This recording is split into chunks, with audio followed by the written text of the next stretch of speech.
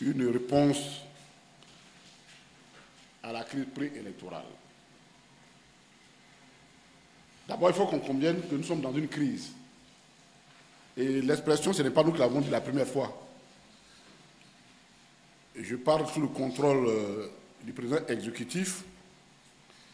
Lorsque, au sorti de l'audience que son Excellence le président Laurent Gbagbo a accordée à une délégation de l'Union africaine, le chef de délégation, en rendant compte à la presse de cette audience, a dit ceci: nous sommes venus rencontrer le président Laurent Gbagbo pour voir comment sortir de ce qui apparaît comme étant une crise. Donc, l'opinion nationale et l'opinion internationale, aujourd'hui, s'accordent pour dire que nous sommes en crise, et cette crise-là, c'est évidemment la crise préélectorale, artificiellement créée par le RHDP.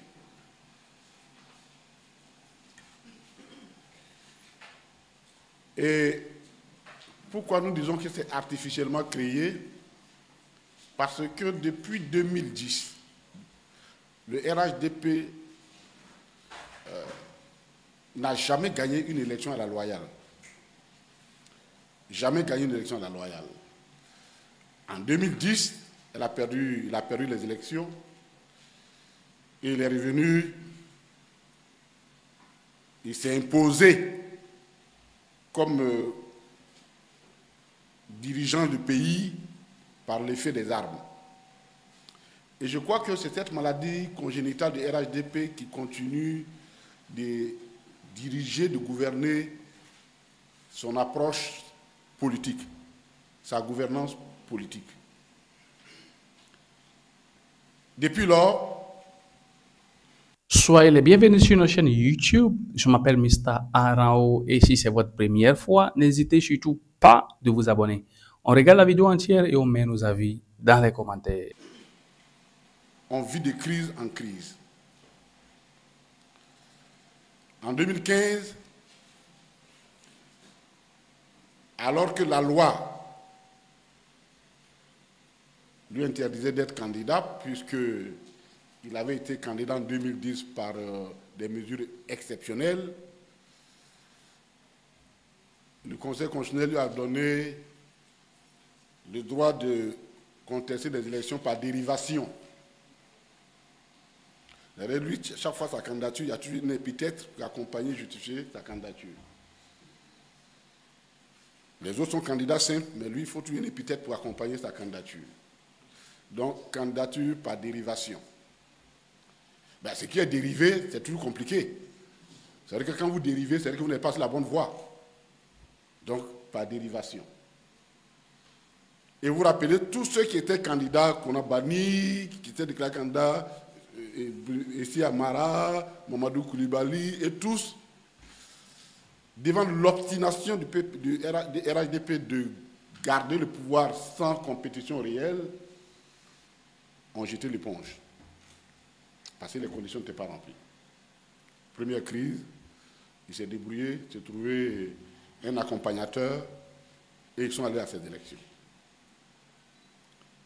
En 2020, le président Laurent Gbagbo, pour reprendre son expression, là, alors que la Constitution lui interdisait qu'on n'avait que 2 mandats, il s'est déclaré candidat pour cause de mort. Bon. Ça, ce n'est pas constitutionnel. On ne peut pas être candidat pour cause de mort. Il dit son candidat est décédé. Donc, comme il est décédé, lui, il s'en va être candidat. La conséquence, nous la connaissons tous. Ça s'est terminé par une violente crise électorale et qui a entraîné pratiquement, officiellement, 85 morts, mais dans des conditions atroces. Personne ne peut oublier l'image de la tête décapitée du jeune Toussaint dans la région Ifou, dans la région de l'Ifou. Et de 2015-2020, le président Laurent Gbagbo n'était pas là. Même les élections mineures, qu'on qualifie des mineurs de 2018, les élections municipales, ont entraîné des morts en Côte d'Ivoire.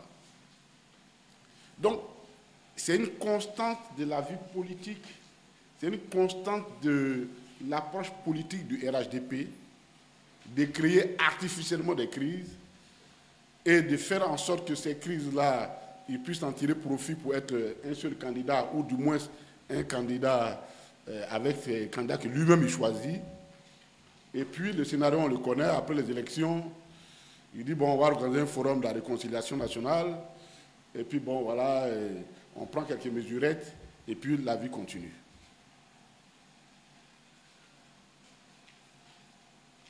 Cette fois-ci-là, ça ne passera pas. Cette fois-ci, ça ne passera pas. Ni le 4e mandat ne sera accepté, ça c'est évident, c'est partagé, quelles que soient les circonstances.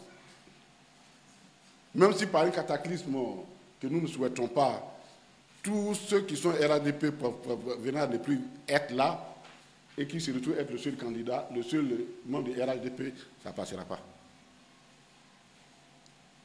Comme le président Gbagbo l'a dit, le Premier ministre Amadou Gon Coulibaly n'est pas remords.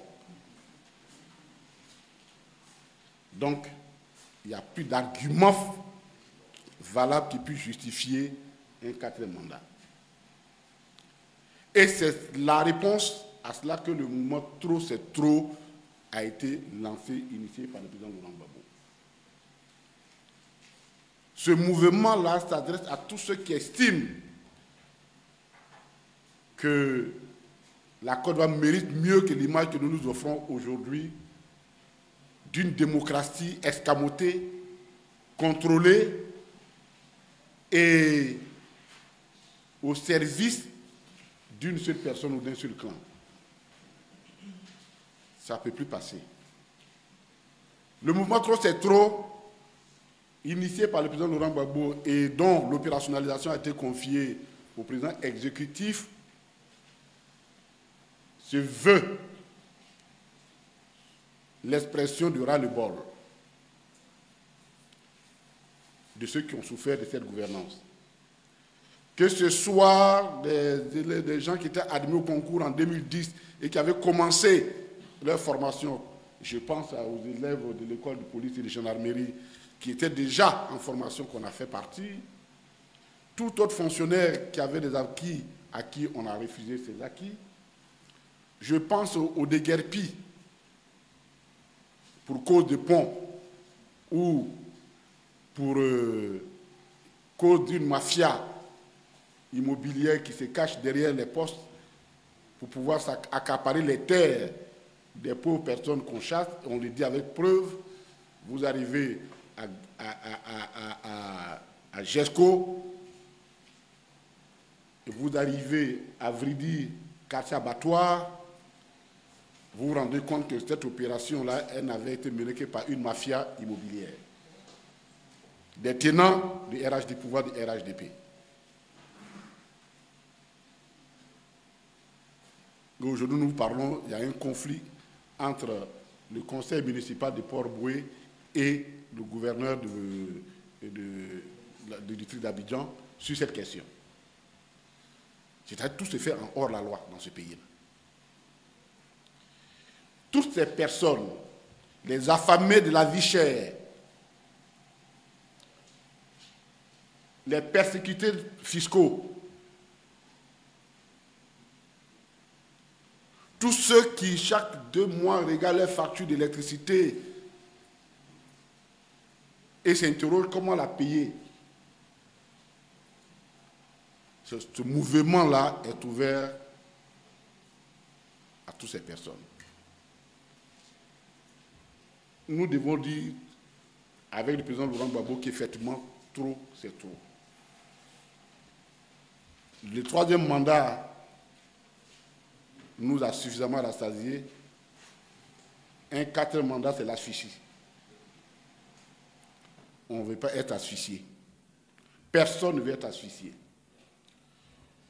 Et donc, parmi ces personnes, je parle également aux déflatés de la RTI. Les gens qui travaillaient le matin, on dit, bon, on vous renvoie pour cause de position politique.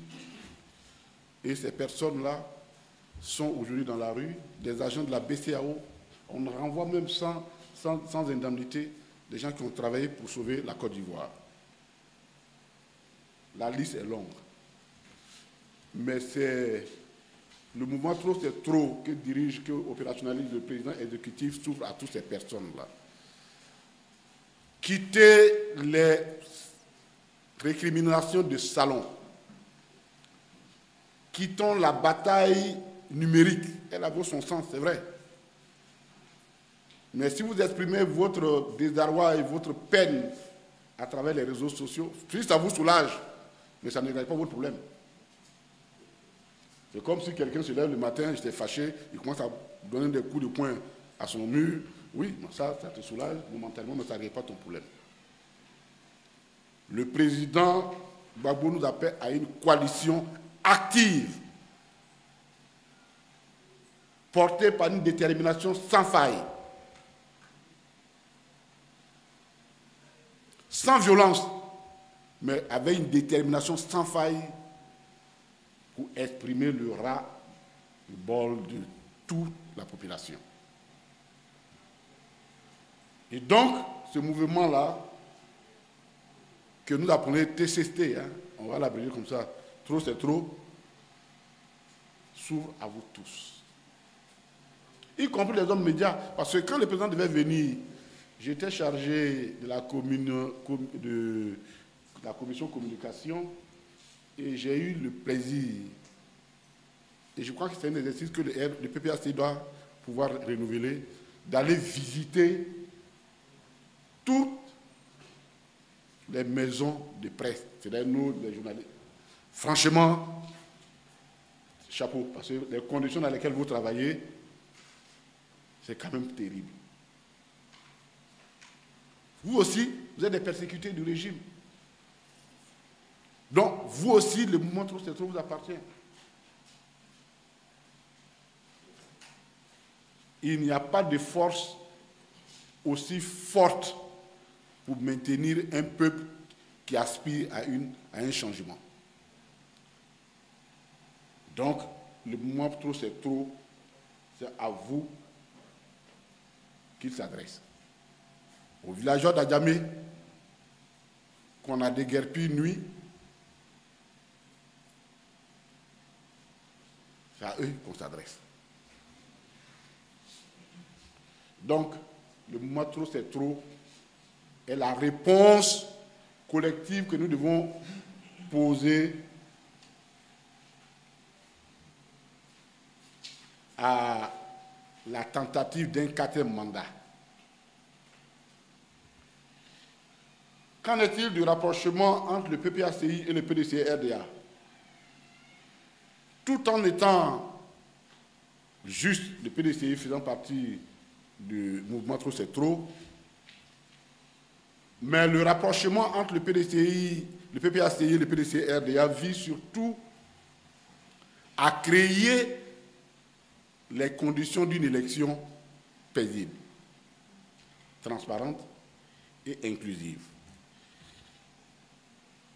Ce front en gestation, donc qui est en train d'être structuré, la structuration sera rendue publique, je passe sous le couvert du président exécutif, très bientôt, s'articule autour de 5 points essentiels. La réinscription sur la liste électorale du président Laurent Gbagbo, du ministre Tidjane Thiam, président de PDC-RDA, de l'ancien Premier ministre Soro Guillaume et du ministre Charles Blé Goudé. Ça, c'est le premier objectif poursuivi par le Front commun. La révision de la liste électorale 2025, conformément aux dispositions de la loi électorale. Une réforme structurelle de la CEI afin de garantir son indépendance et permettre une proclamation transparente des résultats bureau par bureau. L'ouverture urgente d'un dialogue politique incluant l'ensemble des forces politiques de la société civile afin d'aboutir à des élections réellement démocratiques, apaisées et crédibles. Je voudrais dire aussi que la société civile, les syndicats, même les églises et autres, sont aussi appelés à notre mouvement Trop c'est trop. Parce que l'ordonnance qu'on leur a prise en 2024, elle ne concerne pas seulement les ONG que nous connaissons de façon classique. La FECI est un syndicat. Et la FECI a été dissoute par décision tout simplement d'un conseil des ministres. Donc aujourd'hui, sur la base de cette ordonnance, le gouvernement peut dissoudre n'importe quel syndicat, n'importe quelle église, en tout cas n'importe quelle confession religieuse, si celle-ci ne rentre pas dans la conception pacifique du gouvernement ivoirien.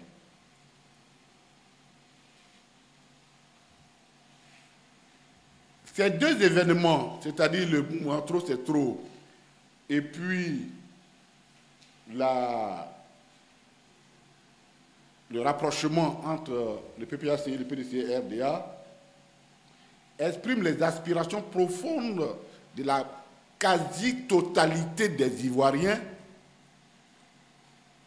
qui veulent s'opposer à un quatrième mandat, ou alors à un passage de témoins intraclaniques sous le couvert d'une élection truquée de laquelle seraient exclus les principaux adversaires. C'est-à-dire, le RADP veut choisir qui va être son candidat, qui va être son adversaire. Bon, autant dire, il n'y a plus d'élection, et puis on passe à un régime monarchique, et puis les problèmes sont réglés. Sur la question de l'inclusivité des élections, la candidature du président Laurent Gbagbo, on ne cessera pas de le dire et on le dira tous les jours, reste non négociable pour nous. C'est-à-dire, on peut épiloguer sur tout.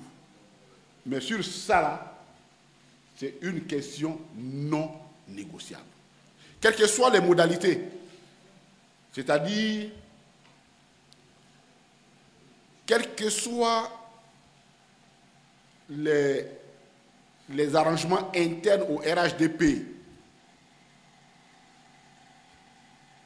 aucun arrangement interne au RHDP ne peut justifier ou ne peut enlever, entamer ou donner une légitimité quelconque à la disqualification de notre candidat. Je vais dire ça de façon simple, pour que ceux qui sont à Djamé, à Bobo comprennent ce que je vais dire. Parce que le français, peut-être, ça peut paraître un peu compliqué. Je vais dire que ce soit Ouattara qui soit candidat,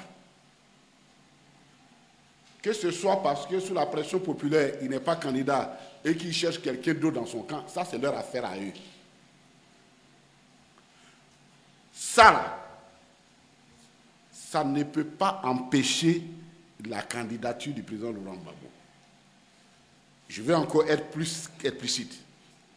J'entends des gens dire, on lui le dit, parce qu'en rencontre, on lui le dit, mais est-ce que si Ouattara désiste, est-ce que ça vous gênerait que le président Gbagbo soit écarté? Bon, j'ai dit que c'est des questions provocatrices, parce que je ne vois pas les liens entre quelqu'un qui ne peut pas prier parce qu'il a dépassé les limites constitutionnelles, et puis quelqu'un qui peut être normalement candidat. Je ne vois pas où tous les deux sont liés. En tout cas, moi je ne sais pas cru. Quand le président Bédier est mort, personne n'est venu demander à président Gbagbo pourquoi il n'est pas mort, ou Ouattara pourquoi il n'est pas mort. Puis, je ne sais pas si vous voyez, les gens essaient de de lier des choses qui n'ont rien à voir avec. Donc, notre réponse est la suivante. Une élection, ce n'est pas une tontine politique. On ne cotise pas pour donner à un, et puis après on dit c'est le tour de l'autre. Rien, quel que soit l'arrangement, et je le dis pour ici, et je le dis aussi pour ailleurs, aucun arrangement interne au RHDP ne peut donner une légitimité à au désistement ou bien à une disqualification du président Laurent Gbagbo.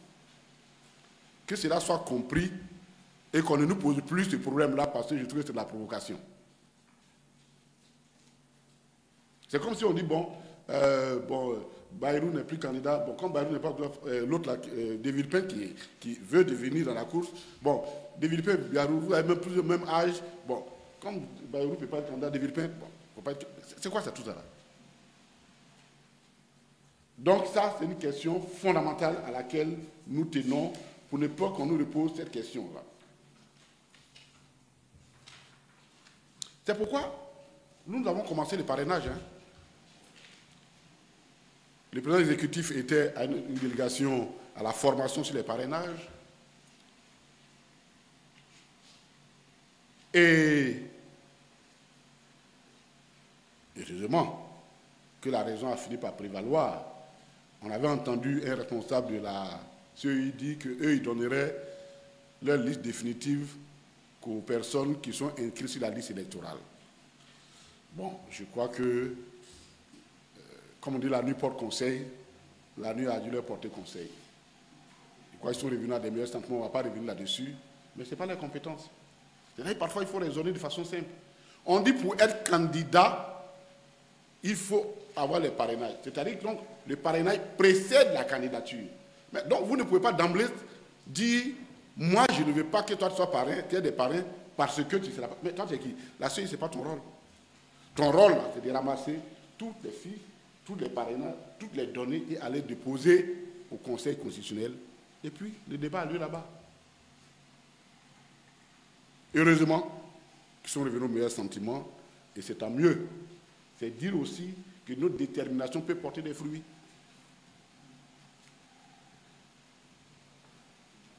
Donc, cela est important. C'est dans la même veine qu'on entend des bruits. La Cour africaine des droits de l'homme a fait ceci, la Cour africaine des droits de l'homme a fait cela. Mais nous, on avait déjà oublié cette Cour-là. On l'avait oubliée. Elle a fait ceci, et les officines proches du RHDP commencent à en faire des choux gras, ainsi de suite, ainsi de suite. Mais nous qui sommes demandeurs, la partie demanderesse, on n'a même pas encore reçu l'arrêt de la Cour.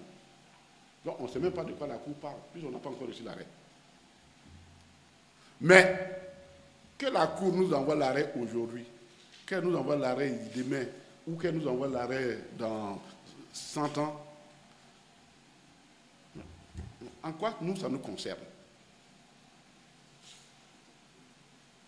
Mais le gouvernement ivoirien a dit, depuis 4 ans, bientôt 5 ans, une décision a été prise en septembre, dit que lui, là, il n'applique pas les décisions de la Cour africaine des droits de l'homme. Pour nous, là, c'est fini. C'est fini. Parce que, voyez-vous, il y a des choses, quand on les fait, et j'aime bien cette expression juriste qui dit « nul ne peut se prévaloir de ses propres turpitudes ». La Cour a pris une décision pour préserver les intérêts du président Laurent Gbagbo. Posons-nous la question. Si le gouvernement avait appliqué la décision de la Cour, et que le président Laurent Gbagbo ait été candidat en 2020, et qu'il ait été élu, il serait le président actuel. Donc, 5 ans après, la Cour prend une décision pour dire tes intérêts du côté là, bon, c'est pas ça, hein. On aurait fait quoi? On allait annuler les élections? Est-ce qu'on allait annuler les élections de ce pays-là? Donc, pour moi, c'est tellement simple.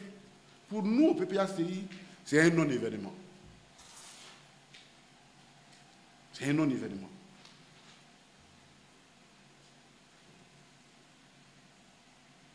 On attend de voir ce qui est à l'intérieur, qu'est-ce qui a motivé les trucs. Mais ça, c'est pour les juristes, pour le droit, hein, pour la curiosité des juristes, pour le droit. Mais je vais dire, pour la justice, ça ne nous apporte rien de nouveau.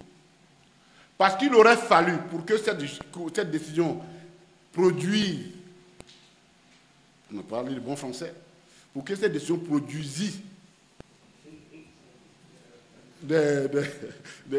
comment on appelle, des effets, qu'on inscriva en amont le nom du président Laurent Gbagbo. C'est que si le président Laurent Gbagbo était sur la liste,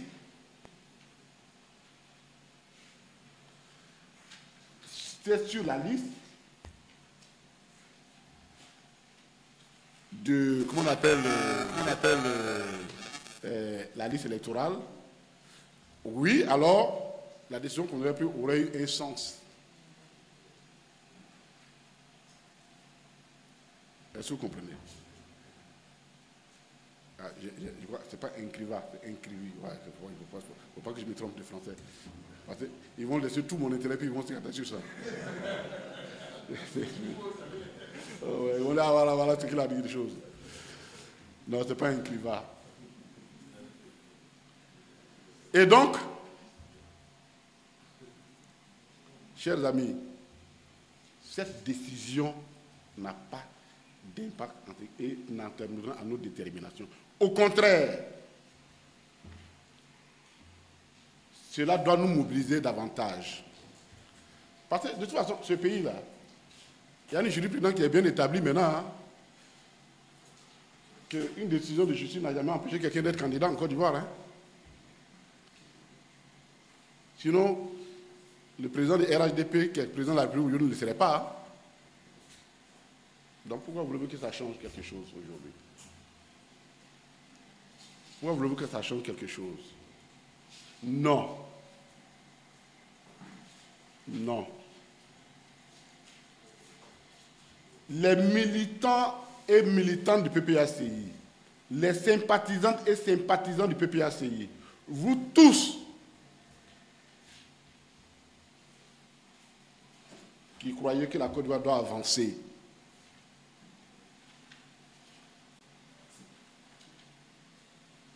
la question, la candidature du président Laurent Gbagbo relève de la décence morale et nous devons nous mobiliser pour ça. Nous devons nous mobiliser pour ça.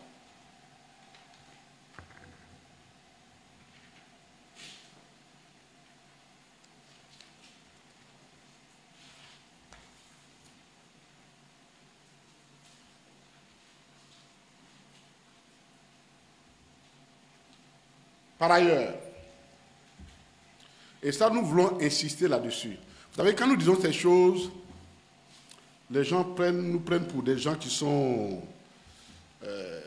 on est tellement des adeptes, on est des névrosés du gbagboïsme qu'on n'arrive pas à réfléchir. On ne peut pas accepter cette condamnation du président Laurent Gbagbo pour plusieurs raisons, on a déjà avancé. Mais la dernière raison sur laquelle je vais revenir, c'est celle qui se rapporte à l'année fiscale de cette année. L'année fiscale cette année. L'année fiscale, c'est-à-dire c'est la loi que les députés votent à l'initiative du gouvernement pour donc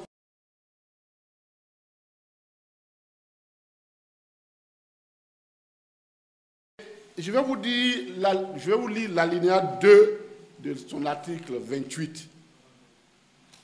Voici ce que dit l'alinéa, et je vais vous expliquer. Ça me prend au moins 3-4 minutes pour que vous compreniez. Les dépenses de salaire concernant la période post-électorale de décembre 2010 à avril 2011, écoutez bien, les dépenses de salaire, ce n'est pas un communiqué du PPACI, hein. Nous sommes en train de vous lire la loi des finances. Les dépenses de salaire concernant la période post-électorale de décembre 2010 à avril 2011, imputées au compte 470 de la balance générale des comptes du Trésor par les comptables généraux payeurs et au compte d'attente par les comptables déconstantés du Trésor sont annulées. J'explique terre à terre pour qu'on comprenne. Le gouvernement actuel dit qu'il ne reconnaissait pas que le président Gbagbo et son gouvernement ont détourné, ont volé la BCAO et ont détourné de l'argent. Et que donc, on a condamné le président Laurent Gbagbo pour ça. Nous tous, on nous a condamnés pour ça.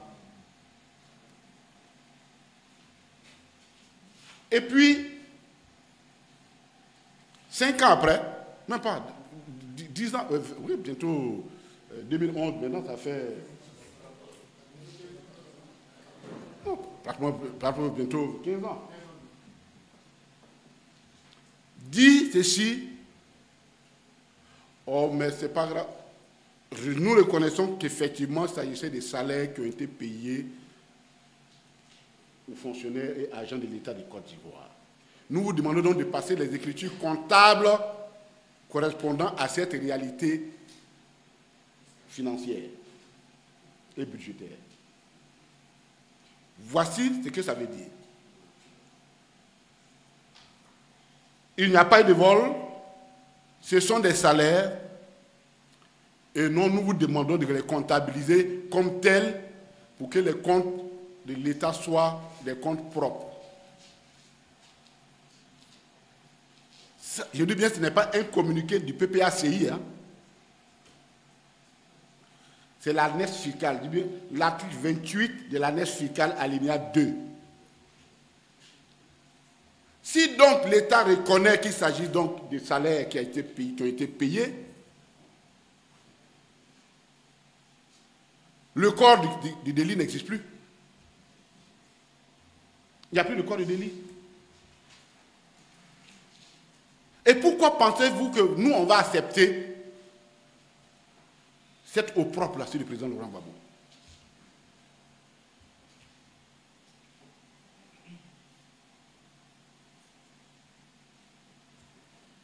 Ce n'est pas nous. Je le dis et je le répète. Le gouvernement, les 200 millions d'euros que l'Union européenne leur a donnés en disant que c'est pour payer les arriérés des salaires, ils n'ont qu'à venir expliquer aux Ivoiriens ce qu'ils en ont fait. Parce qu'à partir de cette note-là, tu ne peux pas dire qu'il y avait des arriérés des salaires, puisque tu reconnais qu'ils ont été déjà payés et tu demandes qu'ils soient régularisés. Donc, chers militants, chers Ivoiriens, peuple du Côte d'Ivoire,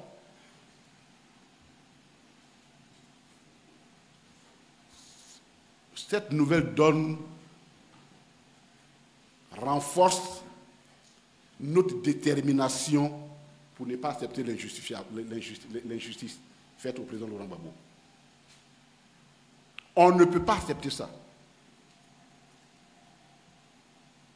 Et le magistrat qui a causé le président Laurent Gbagbo doit aujourd'hui se demander à quoi il a servi.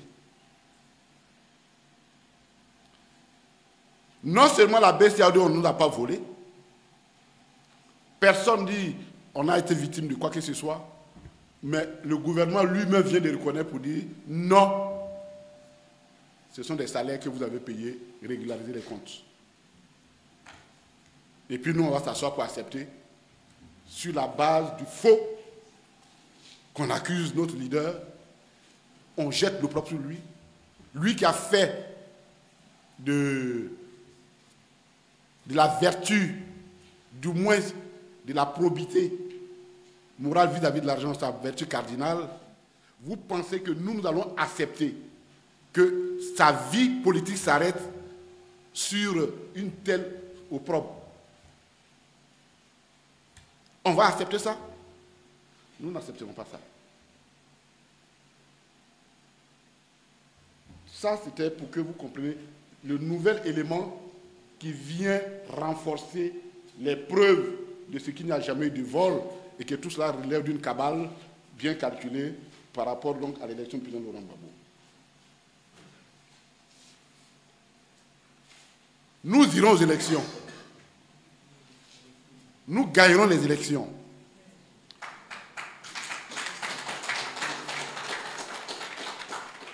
Ce n'est pas un souhait, c'est une promesse.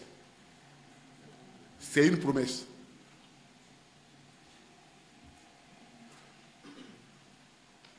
Il faut que le printemps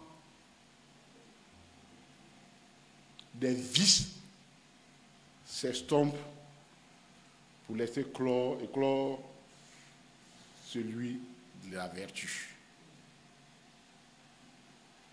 Depuis 2010, le vice est érigé en règle et la vertu souffre. La vertu veut reprendre sa place. Et la vertu en Côte d'Ivoire, tout le monde sait, est incarnée par une personne. Elle s'appelle Laurent Gbagbo. Et c'est la raison pour laquelle quand il dit je vais visser les écrous, ça a tout son sens. Il faut ramener la vertu en Côte d'Ivoire. Là où le RHDP l'a complètement expulsé. Et comme preuve qu'il n'y a plus de vertu, c'est la gouvernance du RHDP qui jette le propre sur la nation. Et c'est ça notre deuxième sujet. Vous avez tous lu, vous avez tous appris et lu que notre pays, l'Union européenne a ajouté, après Gafi, qui était le groupe d'action financière, qui avait déjà inscrit le nom du président Laurent Gbagbo sur... Pardon, c'est tellement... le nom de la Côte d'Ivoire sur la liste grise des pays à haut risque pour le blanchiment d'argent et le financement du terrorisme. Le 10 juin, le mardi, c'était avant-hier, l'Union européenne a ajouté la Côte d'Ivoire sur sa liste. Et quand vous lisez les textes, on dit ceci: la Commission de l'Union européenne souligne le manque de transparence dans les transactions bancaires réalisées dans ce pays et peu de sanctions concrètes sur les contrevenants. Mais qui sont les contrevenants? Qui sont les contrevenants? En tout cas, ce n'est pas nous, hein, parce que nous, on n'a pas l'argent. Il ne peut pas s'auto-censurer ou s'auto-sanctionner. Donc, cette mesure-là, elle illustre ce que nous disons. Qu'il n'y a plus de vice, il n'y a plus de vertu en Côte d'Ivoire. Rappelons-nous que quand la situation s'est posée à l'identique à un moment donné en Côte d'Ivoire, lorsqu'on accusait, et la rumeur accusait qu'il y avait des détournements massifs au niveau de la filière café-cacao, le président Laurent Gbagbo, y compris contre ses propres lieutenants les plus sérieux, des gens qui il a mis la barre de la vertu à un certain niveau qu'il a dit je ne peux pas accepter. Il a engagé des poursuites. Et des coupables proches de lui sont allés en prison, ont été condamnés pour ça. Aujourd'hui, même certains lui en veulent. On a volé, pourquoi tu nous as mis en prison? Mais quand on vole, on se met en prison, ouais, ça c'est quelque chose.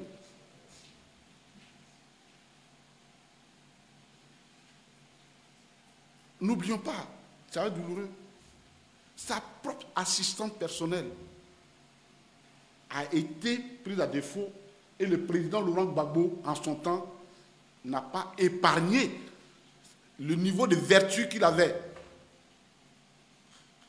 Il a été obligé de sanctionner sa propre assistante. Mais ici, là, ceux qu'on sanctionne, c'est eux qui n'ont pas beaucoup volé.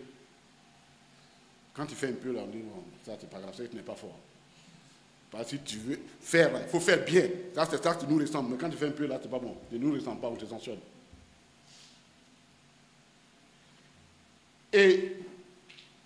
Mais pourquoi pensez-vous que nous sommes dans cette situation-là? Mais il y a plusieurs raisons.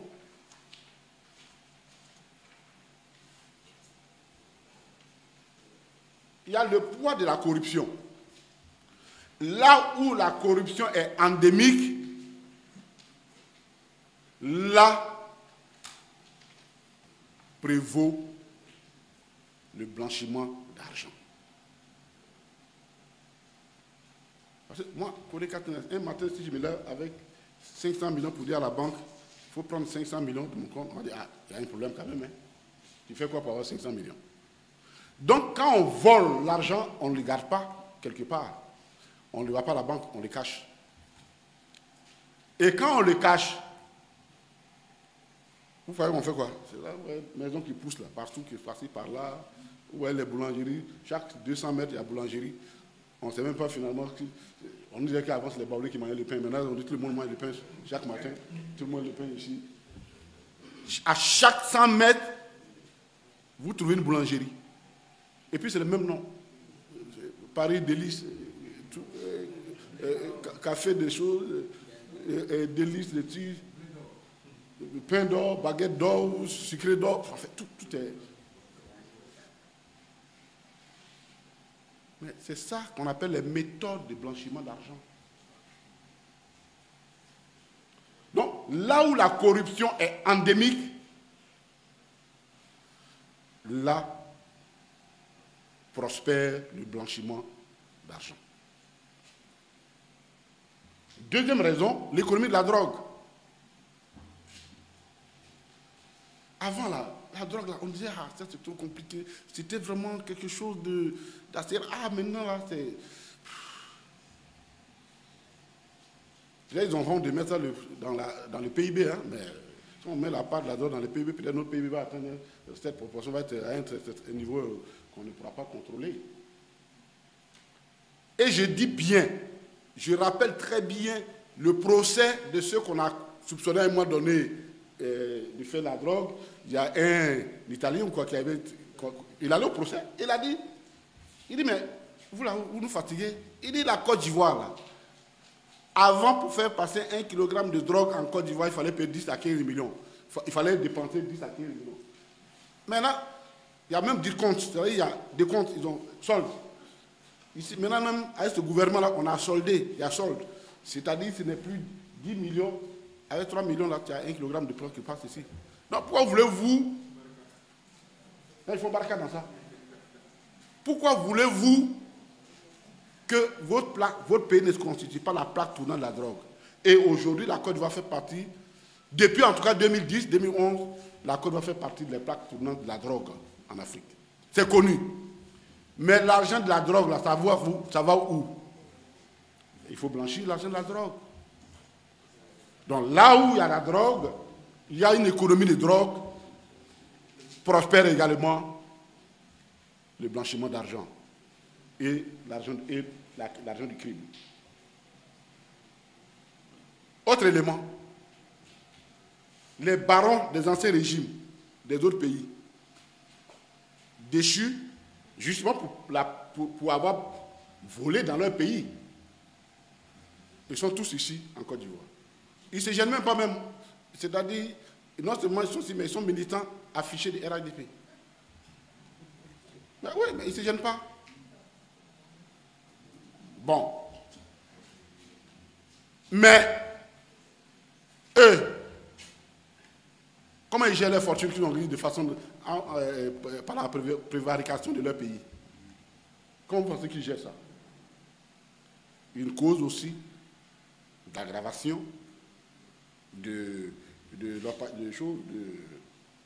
blanchiment d'argent. Les orpailleurs clandestins. L'orpailleur clandestin. Je viens d'une région où c'est énorme là-bas. Vous pensez que cet argent-là va où?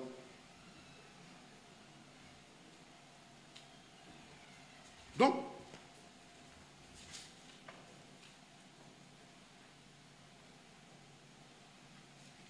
il y a plein d'éléments, on va sauter. Le poids du secteur informel. À Adjamé, il est estimé en moyenne 30 à 40 milliards de francs CFA, l'argent qui circule en un seul jour à Adjamé, la masse monétaire qui circule. C'est des activités légales. Mais comme le système bancaire est ce qu'il est, les gens, ils manipulent l'argent. Mais quand quelqu'un garde l'argent, qui manipule l'argent, il fait quoi? Quand ça ne rentre pas dans un circuit bancaire, ça sert à quoi? Mais il faut le blanchir à un moment donné. Il y a donc plusieurs raisons. Donc la question n'est pas d'ordre institutionnel, elle est d'ordre structurel. Elle est même d'ordre matériel, c'est-à-dire dans le subconscient, dans la matière même, la gouvernance du RHDP, tout cela concourt effectivement à la promotion de l'argent sale, de l'argent issu du crime, et c'est consubstantiel à la nature même de la gouvernance du RHDP. Alors, au lieu de régler ce problème, depuis là, ils mettent la pression sur un certain nombre de corps, les comptables, les experts comptables, venez, allez faire la formation, on va vous former pour voir comment lutter contre le blanchiment d'argent, les banquiers. Oh là! Mais ça, c'est de l'hypocrisie, c'est une fuite en avant. La question n'est pas d'ordre institutionnel, elle est d'ordre matériel, elle est d'ordre structurel. La réponse doit être structurelle. Mais elle ne peut pas, le RHDP ne peut pas te donner une réponse structurelle à cette question-là parce qu'ils en sont les principaux auteurs. Ils en sont les principaux auteurs. On estime, et ça c'est pas nous qui le disons, c'est leur propre structure qu'ils ont créée, la haute autorité, la gouvernance, on estime au minima à 1400 milliards de francs CFA l'argent de la corruption. Alors, soyons sérieux. C'est cette gouvernance-là qui jette l'opprobre sur la Côte d'Ivoire.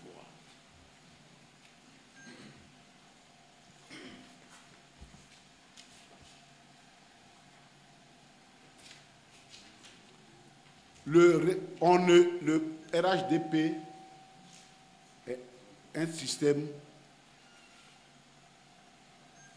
je dirais, naturellement tourné. Sa gouvernance favorise ce genre de situation. On ne récolte pas des raisins sur du figuier. On ne récolte pas des raisins sur du figuier. C'est une loi de la nature. On a fait tellement en interne que sont sortis à l'extérieur. L'Union européenne nous dit que, et les conséquences sont énormes, hein, aujourd'hui pour faire un transfert d'argent interbancaire entre l'Union européenne et la Côte d'Ivoire, mais c'est la croix et la bannière. L'Union européenne dit, bon, on ne vous fait pas confiance. Et Trump répond là-bas de l'autre côté de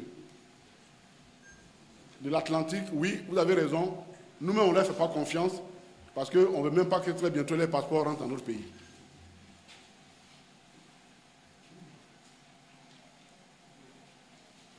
Pourquoi? Parce que votre passeport là, il n'est pas fiable.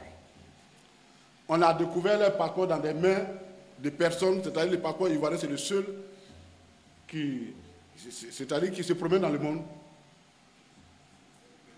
Qu'on l'a retrouvé dans les mains de personnes qui n'étaient pas, en tout cas, qui étaient les noms ayant droit et qui ont utilisé ça pour faire des actes répréhensibles. Donc, mettez de l'ordre dans votre histoire de passeport, sinon, dans 60 jours, vous ne revenez pas dans notre pays, c'est fini. Ah, Trump, lui, ça ne s'amuse pas. Bon. Et bon. Mais au-delà de ça, la question de la sincérité des documents administratifs, au-delà de ça, mais c'est les rapports, le rapport qu'entretient le RHDP, ancien RDR et maintenant le RHDP, avec l'état civil de Côte d'Ivoire. Il ne faut pas qu'on ait la mémoire courte. En 2002, dans les chevauchés pour la conquête du pouvoir, la milice qu'ils avaient montée Et ça, ce n'est pas nous qui le disons. C'est bien les animateurs principaux de cette milice-là. Mais l'état civil était leur première cible. L'état civil était leur première cible. Il fallait détruire l'état civil en Côte d'Ivoire. Qui ne se souvient pas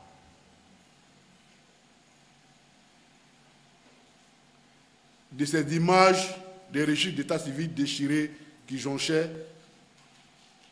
les sous-préfectures et les mairies sous leur contrôle? Ils en avaient fait leur objectif principal.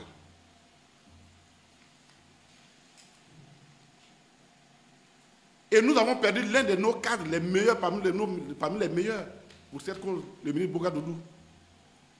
Il a été l'une des cibles privilégiées parce que justement dans sa politique, il fallait clarifier l'état civil.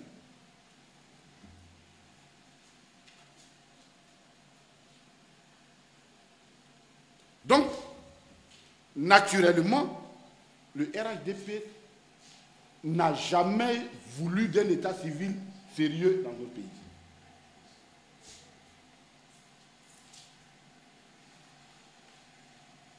Si cette question-là n'impactait pas la vie des millions et des millions d'Ivoiriens, on l'aurait même applaudi pour dire que c'est l'effet de retour de l'effet boomerang. Parce que c'est eux qui sont à la base de ça.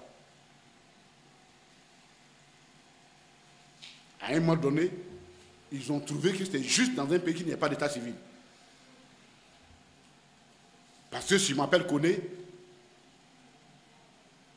je ne dois pas avoir d'état civil ivoirien pour faire la part des choses entre moi, Koné, ici, et le Koné d'ailleurs. Ça a été le cheval de bataille. La conséquence, c'est quoi aujourd'hui?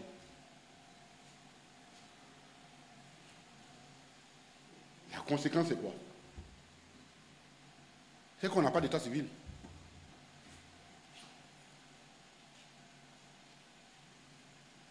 C'est que nos passeports, là, on peut les acheter à la minute qui suit. Et du coup,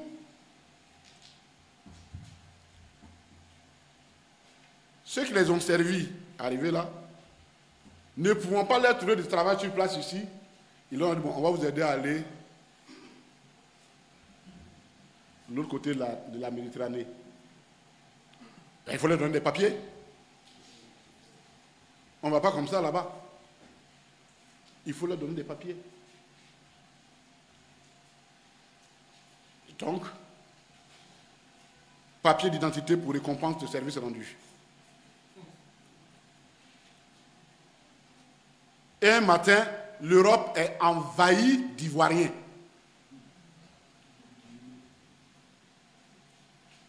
On les appelle, on dit, bon, on ne comprend pas votre affaire. Là. En 2015, notre taux de croissance était de 8 à 9%. Les gens disent, mais on ne comprend pas. Comment se fait-il qu'avec une telle croissance, vous venez encore chez nous? Il y a quel problème?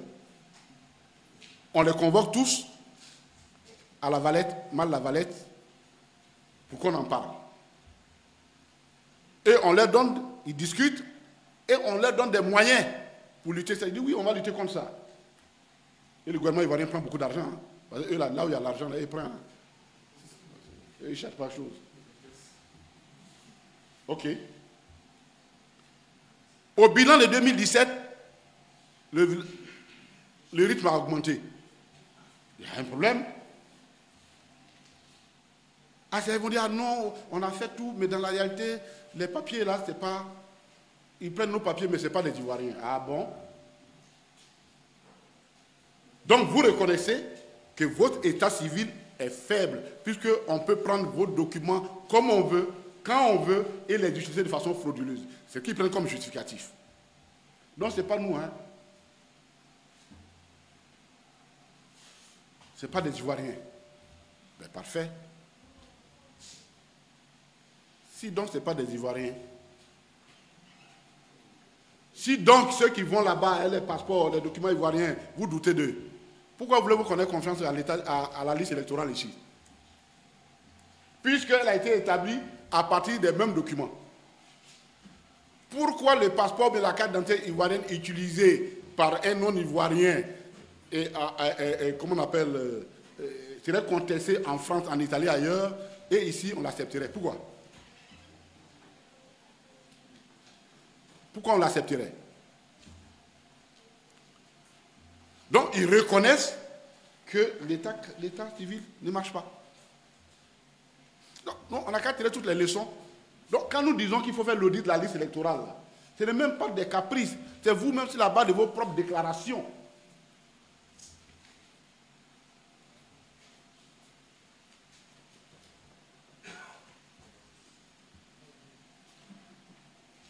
Donc il y a une incohérence. Nous là, on est cohérents. On dit la liste électorale là. Sur la liste électorale de 2021, 23, il y avait 2 millions à 3 millions de personnes qui ne remplissaient pas les conditions de l'énonce. Bon. La même liste électorale, alors qu'il n'y a que 900 000 personnes seulement qui ont été inscrites, nouvelles personnes, maintenant de 3 millions, on est passé à 6 millions de personnes qui ne remplissent pas les conditions. Donc la manipulation, elle est sortie d'où?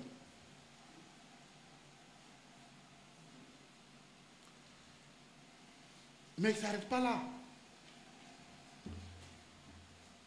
Parce que les blancs, là, leur argent, là, c'est comme argent de sorcier. Hein. Quand tu manges, là, il faut faire des sacrifices qu'il faut faire.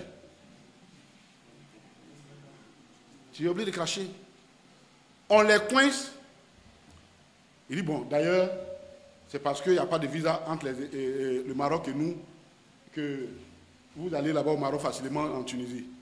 Moi, gouvernement de Côte d'Ivoire, je demande maintenant au Maroc, on n'a qu'à mettre un visa entre nous. Ce n'est pas de la persécution de ses propres citoyens, ça.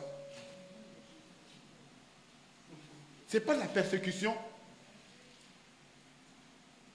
Pour vos propres turpitudes, vous persécutez tout un peuple. Donc, ils se disent oufouettistes. Mais l'un des héritages d'Oufoué avec le Maroc, c'est que c'était justement cette convention d'exemption de visa qu'Oufoué avait signé avec le roi Mohamed VI. 5, non? C'était 5, le père. Hassan II. C'est pas Hassan II qu'il a négocié ça. C'est la même chose qu'il a négocié avec Bourguiba, avec la Tunisie. Eux, ils viennent dire, maintenant,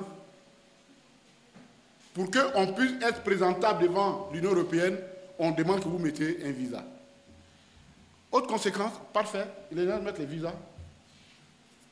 La conséquence aujourd'hui, Air Côte d'Ivoire ne peut plus voyager au Maroc. Air Côte d'Ivoire est obligé de fermer le Maroc, la destination au Maroc. Pourquoi? Parce que ce n'est plus rentable. Là où l'un Ivoirien pouvait se lever le jeudi pour dire je m'en vais à Casablanca, à Rabat, avec ma famille pour passer un week-end, il faut qu'il aille s'aligner pour faire un visa. Il dit mais je n'y vais pas. Le Maroc, qui était une destination privilégiée de Air Côte d'Ivoire, aujourd'hui, Air Côte d'Ivoire est obligé de fermer sa destination au Maroc. Pourquoi? À cause des turpitudes du RHDP. Donc, non seulement ils signent des conventions avec des avantages princiers avec une compagnie étrangère, aérienne étrangère, mais en plus, les destinations de la compagnie nationale, ils font tout pour fermer. Ça, là, c'est quel gouvernement, ça, là? C'est quel gouvernement, ça?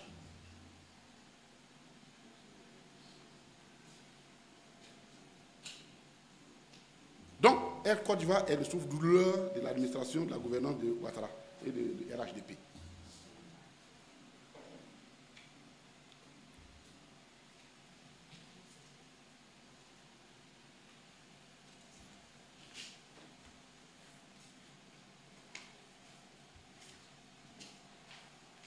Au total, «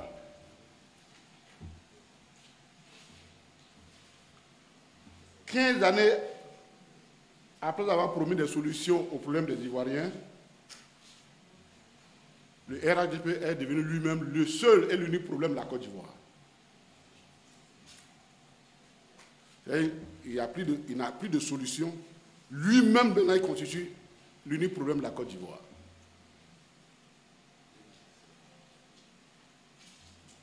Or, il est bien connu que l'humour ivoirien est un humour qu'on connaît très bien. L'humour ivoirien dit,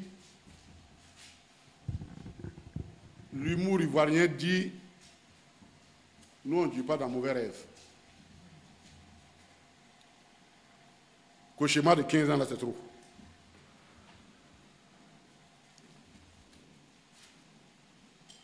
On nous a obligés à dormir, à rêver sous la menace des emprisonnements. Quand tu n'es pas content, il faut rire. Tu n'as pas mangé, tu te plains, on dit tu vas aller en prison. Tu es malade, tu ne vas pas te soigner. Quand tu parles, on dit bon, toi, on va t'envoyer en prison. Donc, on nous oblige à rêver d'un monde idyllique par la menace des armes.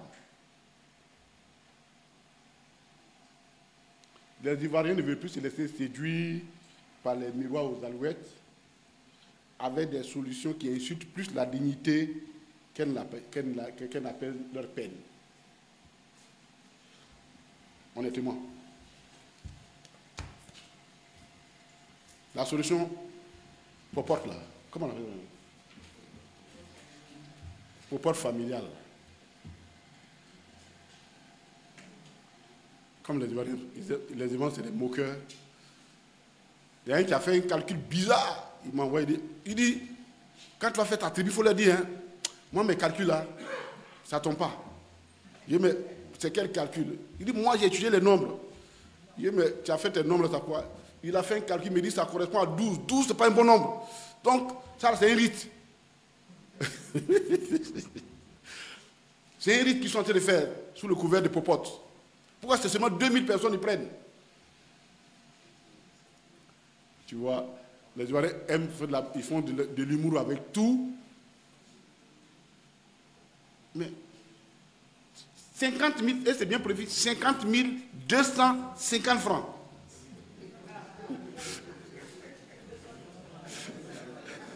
Les 250 000 francs, les 250, c'est les frais de transfert, quoi. Ah, c'est les frais de Wave. Mais les frais de Wave font faire 500 en principe, non? Mais si c'est. Bien, les frais de Wave, ce n'est pas 1 franc, c'est 1%, non? Donc si c'est 50 000, ça doit faire 500. Donc 250 là. En fait, c'est la moitié, donc le gars doit payer le reste, quoi. Non, soyez sérieux. Soyez sérieux. À quelques mois des élections, on trouve cette innovation. 50 250 francs, on envoie des gens, on dit bon, il faut. Soyez sérieux. La Côte d'Ivoire mérite mieux que ça. La Côte d'Ivoire mérite mieux que ça. La Côte d'Ivoire mérite mieux que le mépris qu'on lui sert. C'est pourquoi c'est lui qui incarne au mieux les aspirations du peuple.